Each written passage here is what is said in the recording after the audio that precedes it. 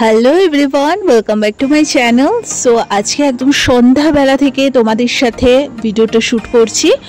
তো গরম গরম চাটা বানিয়ে নিয়েছি। পড়াতে যাওয়ার আগে এক কাপ গরম গরম এরকম দুধ চা খেতে কিন্তু আমার খুবই ভালো লাগে, এবং চাটা খেলে কি সন্ধ্যাবেলা যে পড়াতে যাই আমার মাইন্ডটাও একদম ঠিকঠাক থাকে।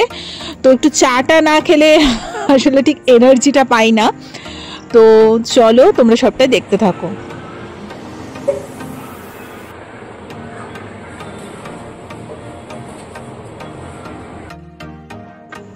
তো অনেক দিন বাদে আজকে একটু বিকেল থেকে তোমাদের সাথে শ্যুট করছি। তো চায়ের সাথে তো মুখরোচক একটু চিড়ে ভাজা, একটু মিল্কিস বিস্কিট, এগুলো তো লাগেই।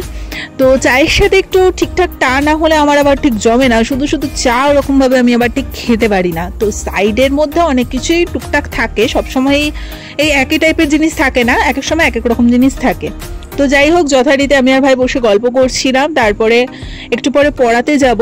তো পড়াতে যাওয়ার আগে আমি একটু তাকটা গোছাচ্ছিলাম। তো তাকে ভাইয়ের তৈরি বেশ কিছু জিনিস ছিল, যেটা ভাবলাম যে ভাইয়ের হাতে বানানো জিনিসগুলো তোমাদের সাথে একটু শেয়ার করবো। সো চলো তোমাদের সাথে একটু শেয়ার করা যাক। তো ভাই কিন্তু খুব সুন্দর পেন্টিং করতে পারে। তো ক্রিয়েটিভ জিনিসগুলো বাড়িতেই নিজের মতো করে বানায়। এটা হচ্ছে ছোট্ট একটা চায়ের ভাঁড়, যেখানে আমরা চা খাই। তো সে ভাঁড়টাকে কত সুন্দর পেন্টিং করেছে। তারপর এটা একটা মাটির ছোট একটা গ্লাস, দেখতেই পারছো, সেটাকে সুন্দর করে পেন্টিং করেছে। আরও দুটো জিনিসও তোমাদের সাথে শেয়ার করছি। ও ভীষণ ক্রিয়েটিভ একটা পার্সন, ওর হাতের আঁকা খুবই ভালো। অলরেডি এই চ্যানেলে আমার শেয়ার করা আছে সেই ভিডিও। তো ভাই আবার দাঁত কালাচ্ছে, দেখতেই পাচ্ছ। তো এই দুটো জিনিস হচ্ছে দুটো সরা। তো ফার্স্ট এটা দেখিয়ে দিচ্ছি, কি সুন্দর হাতে নিখুঁত কাজ, এবং একটা কালারের সাথে একটা কালার কিন্তু মেশেনি। কত সুন্দর করে জিনিসটা করেছে। এটাও অনেক দীর্ঘ সময় ধরে বসে বসে এই জিনিসগুলো করে। তো আমার খুব ভালো লাগে। কালারগুলো দেখতে পাচ্ছ, মনে হচ্ছে দোকান দিয়ে কিনে নিয়ে আসা। বাট এটা হচ্ছে একটা বুদ্ধের একটা মূর্তি, দেখতেই পারছো। এগুলো কিন্তু ভাই নিজেই কিন্তু বসে বসে ধৈর্য নিয়ে বসে বসে টুকটুক করে এই জিনিসগুলো করে। তো কয়েকটা জিনিস এরকম আমাদের বাড়িতে রাখা আছে, তাই ভাবলাম তোমাদের সাথে একটু শেয়ার করি। তো যথারীতি পড়িয়ে বাড়ি চলে এসেছি। আর আসার সময় যে দুটো চশমা আমি বানাতে দিয়েছিলাম, এটা হচ্ছে আমার চশমাটা আর এটা হচ্ছে মায়ের চশমাটা। তো দুটো চশমাই একবারে লেন্স কার্ট থেকে নিয়ে বাড়ি চলে এসেছি।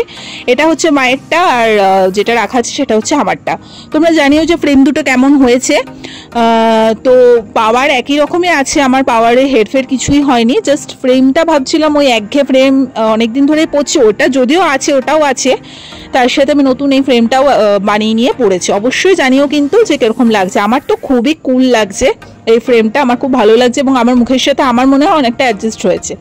সো রাতে ডিনারটা দেখিয়ে দিই। এটা আলুর চচ্চড়ি, তার সাথে পরোটা ছিল। আর আজকে অনেক দিন বাদে আমার মিষ্টি খাবার ক্রেভিং হচ্ছিল। সাধারণত আমি কিন্তু মিষ্টি খুব একটা পছন্দ করি না একদমই।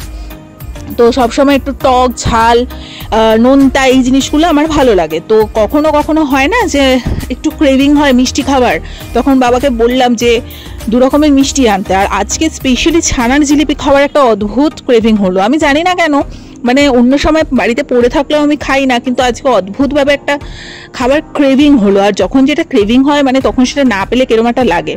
তো তোমরাও জানিও যে আমার মতো কাদের কাদের তোমাদের সাথে এটা হয়। ডেলিকার মিষ্টি আমি খাই না, বাট ক্রেভিং যখন হয় তখন কিন্তু মিষ্টি লাগবেই। ছানার জিলিপিটা ছিল দুর্দান্ত, আর যে সন্দেশটা দেখালাম সেটা ছিল পুরো গুড়ের। তো চলো, আজকে ছোট্ট মিনি ব্লগটা তোমাদের যদি ভালো লেগে থাকে, লাইক কমেন্ট শেয়ার সাবস্ক্রাইব করে দিও। এরকমই প্রত্যেক দিন টুকটাক যাই হবে তোমাদের সাথে একটু একটু করে শেয়ার করবো। যেদিন মনে হয় যে ভিডিও শেয়ার করার মতো সেদিনটা শেয়ার করি, আর যেদিন মনে হয় শেয়ার করার মতো না সেদিনটা স্কিপ করে যাই। চলো টাটা।